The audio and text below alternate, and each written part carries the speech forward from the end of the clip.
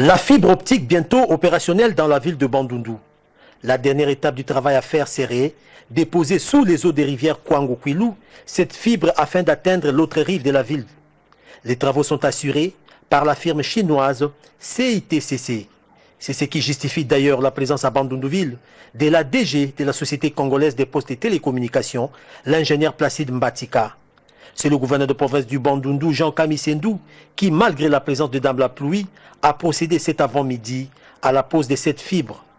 Un motif de satisfaction pour l'autorité provinciale qui place également la pluie sous les signes de la bénédiction. Nous tenons d'abord à remercier le chef de l'État dans sa vision de la révolution de la modernité pour cet épisode. Parce que la fibre optique, on en a parlé depuis un certain temps. Nous avons vu le camarade chinois circuler dans la province de Bandundu, mais aujourd'hui c'est un grand jour parce qu'il consacre la pose de la fibre de la rive gauche vers la rive droite.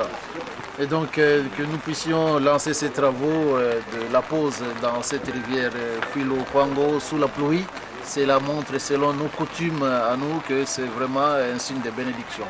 La DG Placide Mbatika a reçu en audience avant la cérémonie et revient sur la durée des travaux.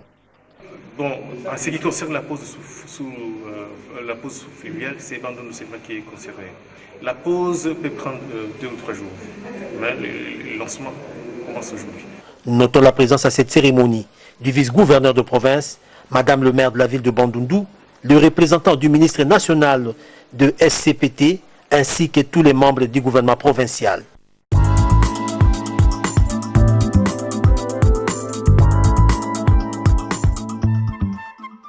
Si Internet est une toile, voilà celui qui en tisse le fil.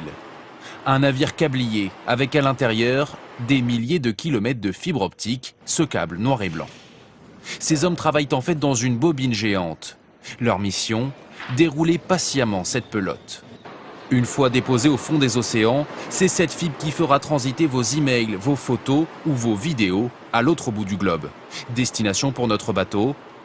Et donc on en est où là au niveau du mouvement ? La pointe du continent africain. Pour allier la France à l'Afrique du Sud, il faudra plus de 9 mois d'opération en mer. 17 000 km de câbles vont être déroulés. Coût de l'investissement, 500 millions d'euros. Des lignes sous-marines reliées à une dizaine de pays. Entre autres, le Sénégal, la Côte d'Ivoire et le Nigeria, avant de rejoindre la ville du Cap. Pour des millions d'entreprises africaines, l'arrivée du très haut débit, c'est d'abord l'occasion de développer enfin le commerce numérique. En tout, plus d'1 million de kilomètres de câbles sont déjà opérationnels entre l'Europe, les États-Unis et l'Asie. Et la moitié d'entre eux viennent d'ici. Comme sur un métier à tisser, voici la précieuse fibre optique. Ce simple fil de silice, un minéral transparent. C'est une fibre qui fait un diamètre à peu près de 250 microns, donc c'est l'équivalent d'un cheveu en fait. Dans ce câble, 4 brins de fibre optique. Ils sont ensuite entourés de métal pour les protéger avant d'être chargés sur les bateaux. L'an dernier, l'usine a produit 24 000 km de câbles. C'est la moitié du tour de la Terre. Principaux bénéficiaires, les compagnies de télécom qui peuvent ainsi vendre de nouveaux produits. Les opérateurs pourront développer des services sur les tablettes, sur les smartphones qui sont très demandés, quel que soit l'endroit du monde où on se trouve. Dès l'an prochain, une nouvelle fibre optique sera posée entre l'Europe et l'Afrique.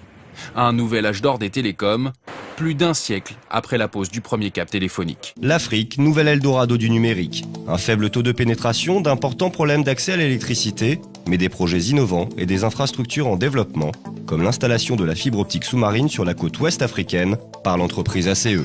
Le sous-marin est un élément très important, très structurant pour le développement de l'Internet. Aujourd'hui, ACE dessert 14 pays, dont 9 qui découvrent l'Internet pour la première fois.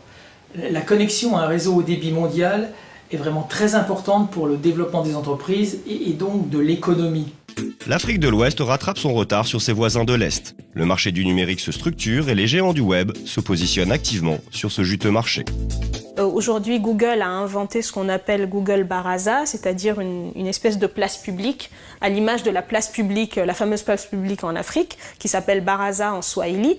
et donc sur laquelle on peut aller poser des questions et puis avoir des réponses sur certains sujets. Voilà, donc en fait l'enjeu c'est vraiment ça, de capter la dimension culturelle et linguistique de cet endroit, de ce terrain de jeu. C'est un terrain de jeu en fait aujourd'hui pour les géants de l'Internet. Des grandes firmes comme Google, comme Ericsson, comme Samsung font des appels à projets et pas mal de concours sur le continent africain pour justement repérer ceux qui ont les développeurs qui ont des idées un peu innovantes. Ils connaissent déjà l'environnement, ils seront bien placés pour être en première ligne pour le développement quand vraiment le boom va avoir lieu. La révolution numérique doit être rendue possible par la multiplication des politiques publiques, comme avec l'Université virtuelle africaine, organisation intergouvernementale. La mission de l'Université virtuelle africaine, c'était vraiment d'utiliser tout le potentiel des nouvelles technologies de l'information et de la communication pour accroître l'accès à l'enseignement supérieur. Le développement économique d'un pays, ça passe beaucoup par l'éducation de ses ressources humaines, la formation supérieure, la recherche et le développement. Certains cas, effectivement, ce sont les personnes qui devancent les besoins. C'est ce qu'on cherche à développer dans les pays, justement, d'esprit d'innovation, d'esprit d'entrepreneuriat. Les Africains se sont appropriés les outils numériques, et en particulier les smartphones, sur lesquels fleurissent 1001 applications innovantes, made in Africa. Des applications ont été faites pour pallier au manque d'infrastructures, notamment dans le domaine de la santé. Des applications comme MPDIRE, qui vont permettre, en envoyant un code inscrit sur la boîte de médicaments, d'avoir un retour par SMS pour valider ou non la légalité de ce médicament. Donc c'est assez intéressant puisque la contrefaçon en Afrique est la cause de 100 000 morts par an sur le continent. Des applications qui permettent d'améliorer les conditions de vie et un meilleur développement économique, comme dans le secteur de l'agriculture. 3 Kenyans ont créé une application qui s'appelle e-Farm.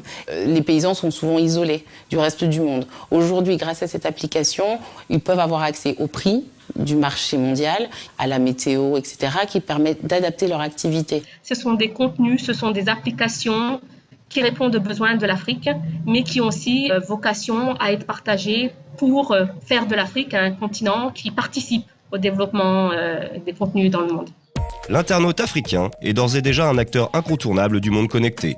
Et ce qu'espère Teresinha Fernandez de l'Université virtuelle africaine, c'est que le numérique africain corresponde aux besoins des Africains, à leur culture et leur vision du monde.